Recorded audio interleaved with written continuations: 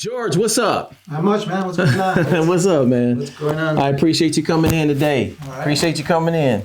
I'm going to film the session and record the audio. I'm sure that's okay with you, right? Yeah, that's fine. Because I'm interested in some of the cars that you have. Okay. These awesome vehicles, man. Yeah. So here, let me go ahead and do that here. And do me a favor, your phone right here. Can you just set your phone up here for me? Oh, sure. Yeah, just put it up here. There we go. Turn it over here and tap the screen for me. There we go. All right, perfect. Okay, so I'm D. I record everything, especially something like this. Okay. I'm excited to hear about your cars, and you got classic cars, and I talked to you over the phone. Yes, and, I do. You sent me some pictures, and I was just blown away. Yeah. About how you restore them and do all that stuff. So again, thank you for letting me film this, because this is like a big moment for me. I want to make sure I capture this. Awesome. So tell me a little bit about what you do, how long you've been in business. It's probably good promotion for you too. Yeah, I've been doing this for over 30 years. Okay. I rebuild them. I start from scratch. I buy, sell, trade. Whatever comes up, that's what I do. Okay, and what vehicles do you restore? I restore classic cars mostly. Right. And I do some newer cars too, sell parts out of them and stuff like that. And the one I want to get is the 6.4 you have, the 6.4. Yeah. Impala. Yep. Yeah, I saw it. Want. But it looks right now, but you're saying you can restore it and make it look and do all of that stuff. Just like it came out of the dealer. Right. So do you have like employees that work with you, or do you do this by yourself? How's the process? I do it by myself. Okay. If I need help, I'll bring in some friends, to barbecue, and they hang out and help me out. So it's like a family affair when you're doing it. Family affair. So where do you find these vehicles? Like what's the process of you getting inventory? What do you do? Usually I go like on Craigslist or OfferUp, Marketplace, Facebook Place, wherever they have them. I search through all of them all the time. Mm-hmm. And do you keep like a big inventory, or is it just when you get calls, like random calls, like from me? Because I told you I was a PI. First, you didn't want to come in. I'm like, dog, just come in. Everybody buy cars. Just because I'm a PI don't mean I don't buy cars, right? Yeah. No, and I whatever people want, I can try to get for you. Okay. No questions asked. And as far as like the DMV paperwork, do you? How does that work out? Do you? Usually I buy them when they have the pink slip already. Okay. Or else other than that, it's just a hassle. Right. Just you could buy them. They give you a form that just says take this to DMV. That's it. Mm-hmm. But you have the pinks for the pinks. Okay, especially for the one that I want. Yeah. Okay. Most of them, what I keep that I have that I refix, I have pink slips for all of them. Okay. And I want that candy paint, like everything I showed. Whatever color you want, man. I got your back. Yeah, man. I can't wait to see it when it's done. So, do you have customers just here in California, or do you have customers across? They go worldwide. Worldwide. I sold a few. Actually, I sold some to. One went to Germany. One went to Belgium. One went to Australia.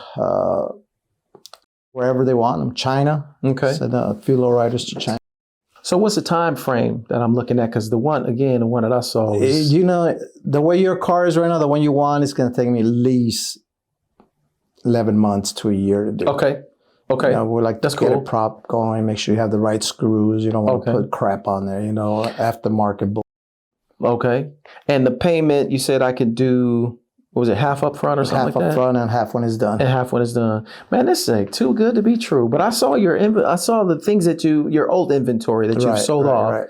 And it's amazing, man, that you're able to do that, man. That's crazy, man. Yeah. So have you ever had, I'm just going to flip the script a little bit. Have you ever had any customers complain about anything?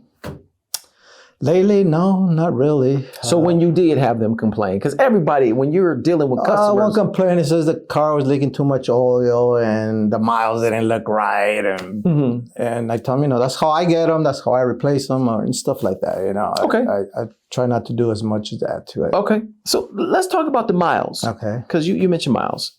So let's just talk about mine, the one I like. Okay. Mine only has 45,000 miles on it. Yeah. And it's 64. It's a 64. I was surprised. Like, they never drove this vehicle.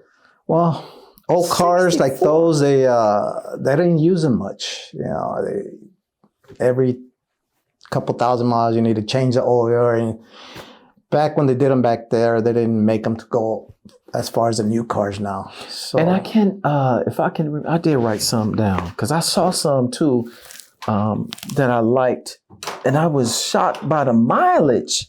You have some classic Thunderbirds. You have, but let me just look at the mileage, man. Some of these have less than 50,000 miles. I mean, they're like, you know, unless somebody old. changed the cluster, and I'm not sure. That's crazy when I saw that.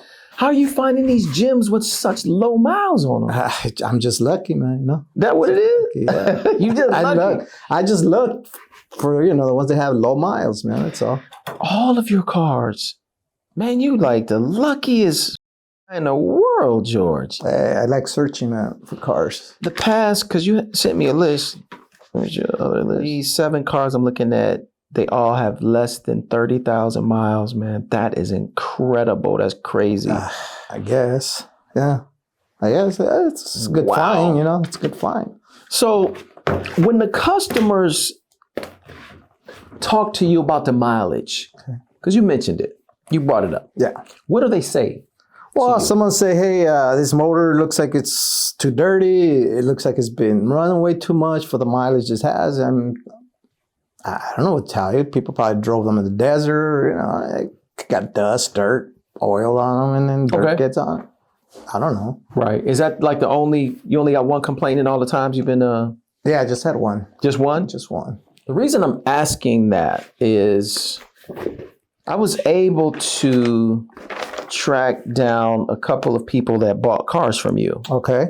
Do you remember Melanie, Julio? Yeah. The last two? Yeah, yeah. Melanie, when I talk to her, she loves the... Okay. What the hell is that? Put that on silent. Text. Let me. Jeez, I thought we had a coyote in this office. Let me lower this volume here. Holy cow. Sorry about that. That's okay. I talked to Melanie. Okay. And Julio, but I'm talking about Melanie first. Okay. I'm not going to say the name of the car. You already know she got a car. Yeah. But she had a problem with when she went to DMV. Oh, okay. What was Do you remember? the problem? Did she talk to you about that? She did slightly. I just kind of was busy. It was just a miles discrepancy on the car. Okay. By almost 200,000 miles. No shit. And Julio had the same issue. His was 30,000 miles. He went to DMV and it had almost the same shit, almost 200,000 miles on his car. I asked them if they talked to you about it, and they said that you would answer the phone, find out who they are. This is just what they're saying. Yeah, yeah. You answer the phone, find out who they are, and then you just hang up on them. I mean, I was busy when they call, you know. Okay. I didn't want to tell you. Right. So what's going on with that? Why do I'm you not think sure. there's a I'm not discrepancy sure there? what happened. They put it. Maybe we switched some clusters. I'm not sure. Or I don't know. I can't tell you. Let me ask you this then. Okay. Because I want to know what I'm interested, but I just want to make sure I'm doing the right thing. There's a lot of money that I'm giving you. Right. I see where you're going. Yeah, okay. I just want to know, do you have access to an odometer when you are restoring cars? Well, yeah. When the car comes in, it already has it with it. You know, all you do, you pull it out, you clean the inside, you paint, and then put it back. Right. I guess what I'm saying, if you wanted to change an odometer on these vehicles. You could change it. Okay, because I talked to some other restoration companies and they said they can if they wanted to do that. Yeah, you could. But they're if afraid it's broken, you buy a new one, you put it in, but then you tell them, when they buy, you tell them, okay, this is how many miles this cluster had, this is how much the car, this when we took out, that's how many they have, So. Odometer statement, yes. So let's say I want to be a crook restoration car place. Okay. And I got these cars that have 200,000 miles on them. Okay. And I want to get every dollar that I can. Yeah, you could. So I decided to roll the odometers back. Roll them. And then I sold them with them low miles because people are going to see the restoration is gorgeous. Not with these low miles. Right. Whoa, I'll pay you top dollar for that. I mean, there's people that do that, you know. Yeah. Right. If you wanted to do that, could you do that? Yeah, of course. Okay. Have you ever done that? Not that I remember, but... Not that you remember if you rode an odometer back, George? Come on, George, man. dog, that's a simple I can't question. remember, you know. I Dog, you've been doing this business for a long time. You can't remember if you ever rode an odometer back? Come on, maybe dog. once back, a while back. Okay. Shit, man. So Come you at on. least admitted you did it one time. Well, yeah. Okay, Yeah, so good. the one with Melanie and Julio, I'll make sure I get their names right. So did you do that today, cars? I don't think so. I mean, they could have switched the clusters themselves, or they could have, one of my employees could have put new clusters on it that I wasn't aware of. So it could have happened. It could have happened in my shop. Yeah, that's it. That's why I asked if you worked alone. Well, yeah, like I said, sometimes I have friends come over and, you know, we hang out. Okay, and so then check your me friends out. will help. Yeah. Okay. So you're saying there's a possibility There's a possibility, yeah. that somebody from your group friends. could have rolled Melanie's and Julio's cars, odometers back. They could have, yeah. They could have. They could have, yes. So why aren't you taking their calls? Why don't you call them back to assure them or whatever? Well, you know, I'm or, a busy man. I mean, we all busy, dog. Yeah.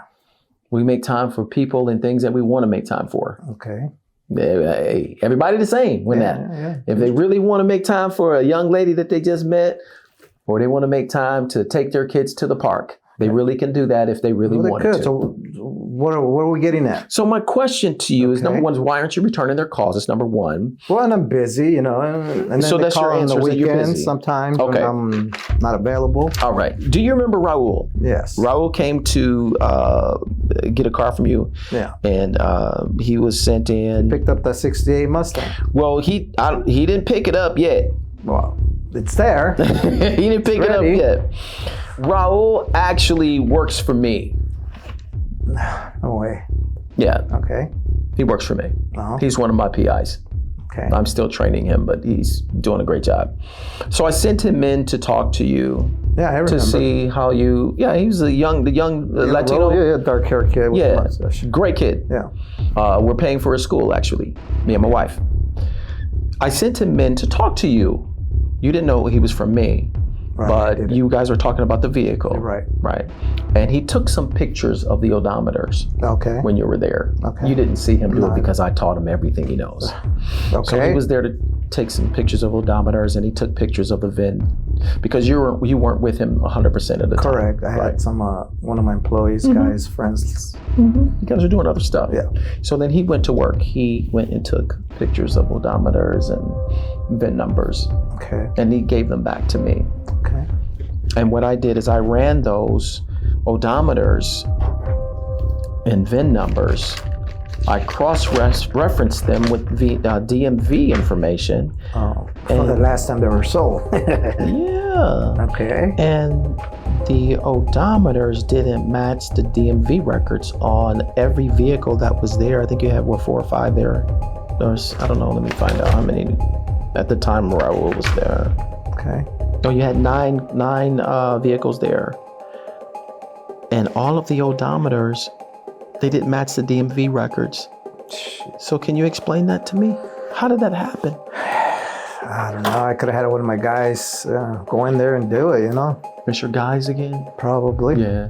So what if somebody just see you doing that, man, just to get all this extra money? I mean, that'd be a great argument because it's happening at your facility, right? Yeah, can't argue that one. So is it you? Are you doing that? George? No, man. No. George, are you a back, George? Are you stealing people's money? I just gotta know. Because you're coming off of, you. Sometimes, sometimes, yeah. Probably, Sometimes what? Yeah. Sometimes what? I do take a little bit of extra money. Okay. So it is you. Yeah. So George, I want to say this for all the people that you have ripped off. You are a dirtbag. Hey, man, it's just business. That's not business. You're ripping Trying to make people some off. money, man. That's all. Look, but you're doing it the wrong way, man. You're ripping people off. You tried to scam me. I had enough. No, well, here. Before you try to go, I want to arrest you today for fraud. And that's what's going to happen. I didn't do shit. Okay, so don't do nothing. If you swing on me, I will floor you. So put your face against the wall. Put your face against the Well, and I just came here to talk to you about your car. Okay, let me tell you what's going on here. You're getting arrested today for fraud. Yeah. In your hand, because you know what you're doing is wrong. You know it, you even admit it. I got it. Just let me have it. Let me have it. There we go. I appreciate you admitting it though. Said you're trying to get some extra Business, money. man. It's business. Okay, it's business. Okay, just go to the right. Well, that kind of business we don't need, bruh. You committing fraud like that, that kind of business nobody wants. Hey, man, it's just, gotta make some money. Okay, I understand. Gotta make some money, but what's wrong with making it the right way? Separate your feet for me. You know the drill. Ripping all these people off thousands of dollars just to make some extra money. Get your in the car. I'm gonna tase you. Get your in the car. Get in the car. You're gonna get tased. Get in the car. So let me tell you what's gonna happen. And I just do what I gotta do, man. Let me tell you what's gonna happen. What's gonna happen? Today you're getting arrested for fraud, okay? You've ripped off, I don't know how many people, thousands probably. And today is retribution from all those people that you ripped off because you're going to jail. I've got evidence, video footage, everything. I sent in decoys. I've got pictures of your VIN numbers and license plates, everything. And we're gonna match those up with DMV. I'm gonna give all of that to the DA. And that's it, man. So you sit tight. I just told you. I'm gonna give it all to the DA. So you can talk to them about it. Because this conversation's over. I'm just telling you what's gonna happen. Okay? Do you have any questions for me? Nope.